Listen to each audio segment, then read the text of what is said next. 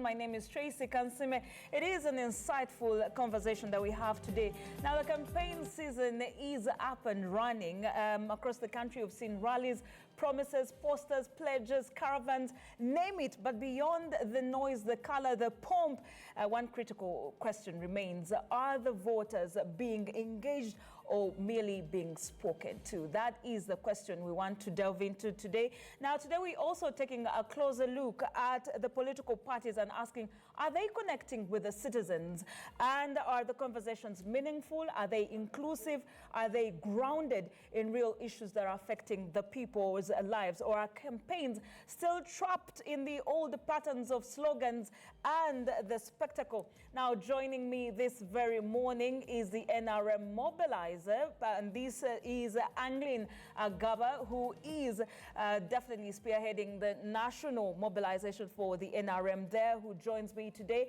And that is not all. We are also joined by Jolly, who is Jolly Jacqueline Tukamushaba, who is the NUP Deputy President for Western Uganda. She will be joining us as well for this conversation. We're unpacking a lot. But key question here, remember, is are they engaging with the voters beyond the campaigns and the mobilizations we've seen? Thank you so much for joining me here, Anglin. Very good morning. Welcome to the show. Thank you very much, Ndugu Tracy. I'm very happy to be here. Good morning to all our fellow viewers all over the world, all over the country. I bring you warm greetings from the NRM party chairman, President Yoweri Kaguta Museveni.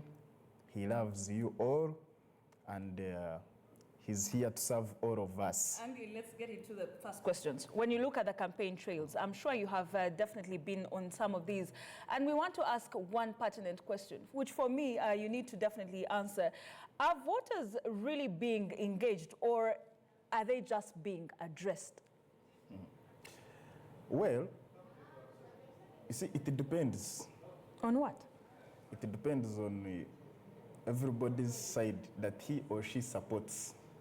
For example, our party chairman, Yoweri Museveni, is engaging the voters, not mere addressing them.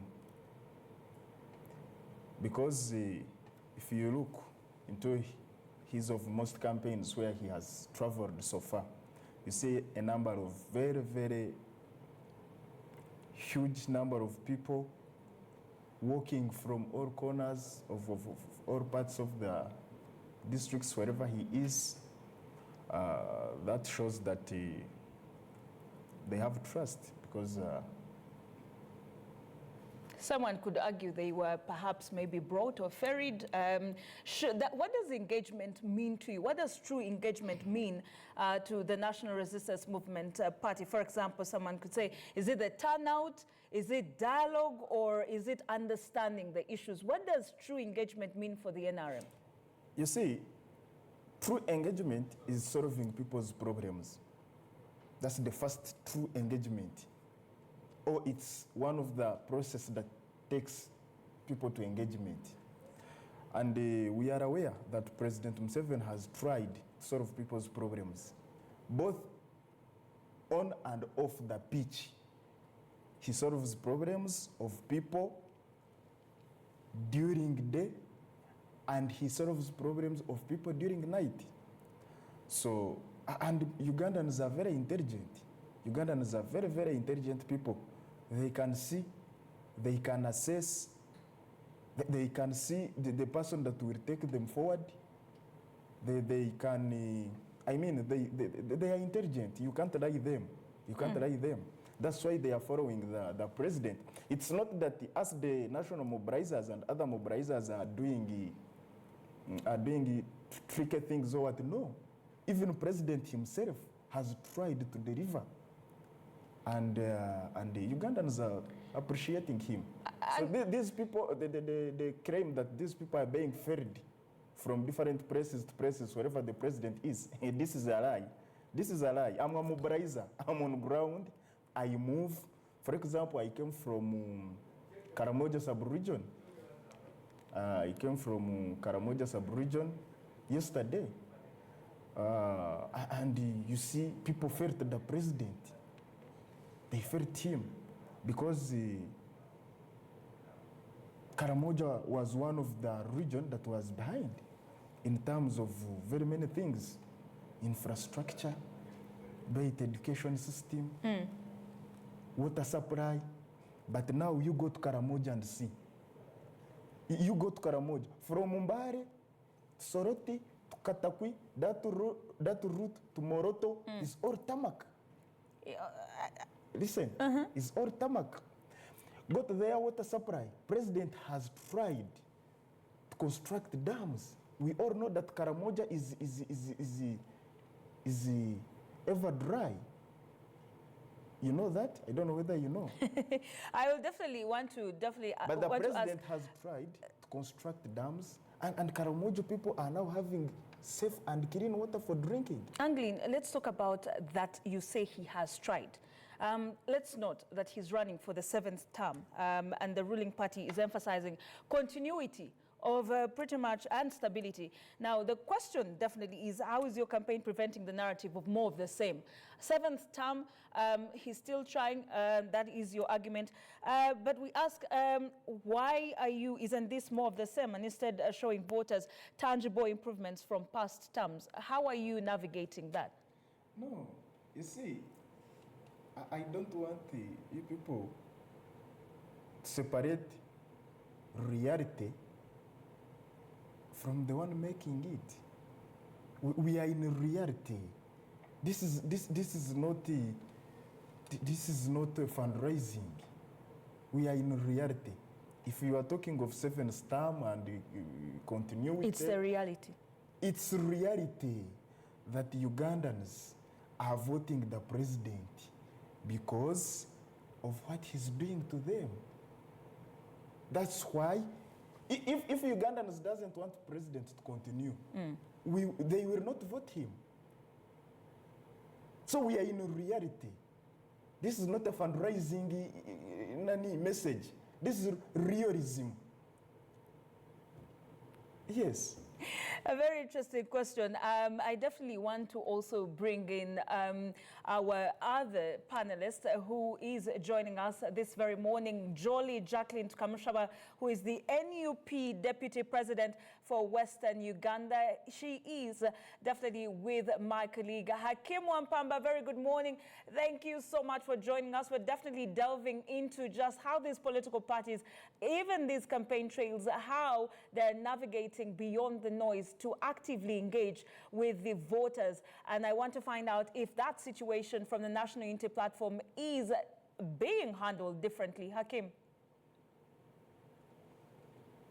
Well, a very good morning to you. I do not want to attempt to answer that question. I'll just take the question directly to where it has to go. Jacqueline Tukamushaba, the Deputy President of the National Unity Platform. The audience of the NBS Morning Breeze and the topical discussion particularly wants to know, how are you navigating the tightrope of ensuring that you can engage actively with the masses from whom you are actually looking the votes from?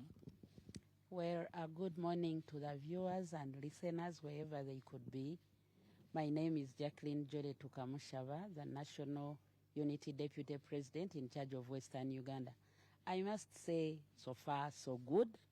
The reception has been massive amidst intimidations and scaring our supporters. But we must say people are yearning for change, and the change they want, their hope is in our party. That's the advantage that we have. So even amidst the challenges that may seem that hard, people are daring and are reaching out to us, giving us a signal that their hope is within us and we are ready to deliver. How differently are you doing it? Are you doing it the conventional way of rallies only? Are you getting some other innovative ways to ensure that you can reach the person at the lowest, level. I've heard the NUP president, your president, say that he wants to meet at least 15 million voters. How are you reaching them beyond the conventional ones? Well, prior to the rallies, we had done a massive door-to-door mobilization, and that's the assignment that I had for Western Uganda. We went door to door, we attended burials, we attended church services, we would meet people in different avenues. So the people already have the message. They are just coming to welcome the president, but deep down at the grassroots, we are deeply rooted. Are you, because I understand and I've heard you at some certain radio and TV stations trying to, is it something that was embedded within your campaign strategy to ensure that you can also reach people using mass media? We hadn't planned for that previously, but we realized that the masses are being blocked from attending our rallies. So we had to devise means of how best we could reach out to them. And we felt it that if we reach out to radios, at least that's the easiest avenue we could get in our locality. Certainly. And how has the what is your assessment of the campaign trail so far? Because today the NUP is entering into the 37th day on the trail. What has been your overall assessment, not only limited to Western Uganda, but also the other regions where you've been, to the Busoga sub-region, to the Bukedi sub-region and others? The assessment is really amazing. Our worry even before we came was in the Western, because normally the NRM wants to paint a picture that there is no, let me not say opposition, because they've allowed others, but they want to paint a picture that National Unity Platform is not welcome in Western region. And we are comfortable with the reception that was given to us, because we know what went back doors behind the curtains. They were bribing people. They were gathering them in different avenues. They were making all those diversionary methods. But we are glad people have made a statement and have shown the NRM that equally Western deserves better and is yearning for change. And I'll also dare to ask, because it's in your region where most of the people on the NUP presidential campaign trail have actually been arrested in comparison to the other regions. What do you make of this, and what are the conversations that are happening between the NUP as a party and the security agencies at that level? I think the NRM had underestimated our power as a party in the Western. Originally, they thought all would be well. They are used to bribing people and they don't appear. It started in Chiruhura when the NRM supporters beat us up, and that was devastating. And they thought that when they beat us on the first rally, the next rally would somehow be smaller in the magnitude of the people, of the masses who would come to meet us. But when they came, I think they got so much irritated. In Mbarara, originally they wanted to get borders. Their target was the borders because they had paid them not to come to our rally. So when they came, I think they got so furious, and that's when we had a roadblock, and they took most of the people. And I think they are still getting so much irritated. Peace Rugambwa was pleading, literally pleading, using the Ruchiga word, "Nabeshenjereza mutanshwaza." But it's not about pleading at the last minute.